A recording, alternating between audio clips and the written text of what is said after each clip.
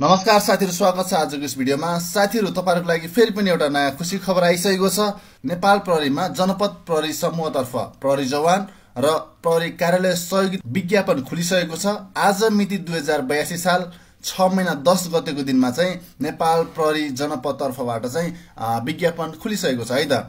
ल आज चाहिँ हामी यो विज्ञापन कहाँ खुलेको छ है, कुन कुन जिल्लामा हामीले एप्लाई गर्न सक्छौं है, अनि फर्म भर्ने मिति कहिलेदेखि कहिलेसम्म छ हैन, सम्पर्क मिति कहिले छ है, त्यसपछि कहाँ गएर फर्म भर्न सकिन्छ है, अनि त्यसपछि ल्याएर हाम्रो शारीरिक मापदण्डहरु चाहिँ कति छ, के छ, त्यो सबै जानकारी हामी लिनेछौं। भिडियोलाई सुरुदेखि अन्तिमसम्म पुरा हेर्नुस् है। र साथीहरु, तपाईहरुले यदि युट्युबबाट हेर्नु भएको छ भने च्यानललाई सब्स्क्राइब गरेर जोडिनुस् र साथै साइडमा रहेको बेल घण्टीमा गएर अलमा सेट गर्नु होला। र साथीहरु, यदि तपाई टिकटकबाट या फेसबुकबाट हेर्नु भएको छ भने अहिले नै फलो गर्नुस् है। आइडीलाई अहिले नै फलो गर्नुस्। यदि फलो गर्नु भएको छैन भने अहिले नै फलो गर्नुस्। र यदि फलो गरिसक्नु भएको छ भने लाइक, कमेन्ट, शेयर अनि सेभ चाहिँ गर्नुस् है। सक्दो शेयर चाहिँ गर्नुस्, किनभने यो नयाँ भ्याकेन्सी खुलेको छ, त्यसैले सबैजनालाई शेयर गर्नुस् है त आफ्नो साथीभाइहरुमा। ल हुन्छ, आजको भिडियो चाहिँ सुरु गर्छौं।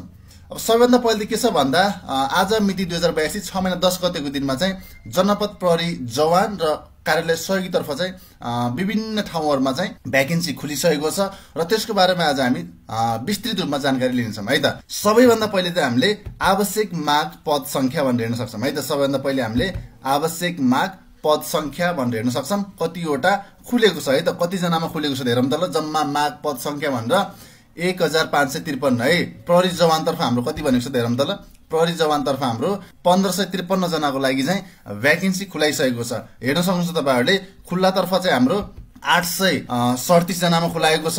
त्यसै अमर अशक्त परिवारतर्फ चाहिँ हाम्रो 31 जनामा खुलाएको छ है। महिलाको चाहिँ 137 जनाको छ।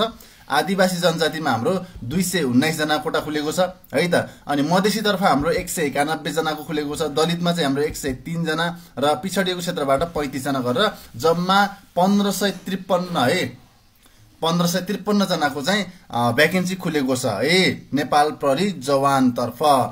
बुझ्नु पनि हैन, एकदमै भारी मात्रामा खुलेको छ। तपाईहरुले मज्जाले एप्लाई गर्न सक्नुहुन्छ है। अब कहिलेसम्म छ, अब एप्लाई गर्ने डेट चाहिँ कहिलेदेखि सुरु हुन्छ त्यो चाहिँ हामीले एकछिनमा हेर्छौं। पहिला कति खुलेको छ त्यो चाहिँ हेरेर भ्याम है त। अब चाहिँ हामी प्रहरी कार्यालय सहयोगीतर्फ हेरौं।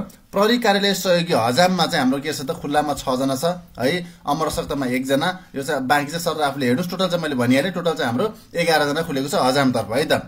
त्यस्तै कार्यालय सहयोगी हाम्रो कुचिकारमा चाहिँ कति खुलेको छ भन्दा कुचिकारमा चाहिँ टोटल गरेर हाम्रो 15 जनाको माग गरिएको छ है। 15 जना कुचिकारमा। त्यस्तै खेलाडीतर्फ चाहिँ हाम्रो कति छ हेरौँ त ल। खेलाडीतर्फ चाहिँ हाम्रो टोटल हाम्रो 15 जना नै छ है। ठीक छ। खेलाडीमा पनि हाम्रो 15 जनाको चाहिँ भ्याकेन्सी खुलेको छ है। तपाईले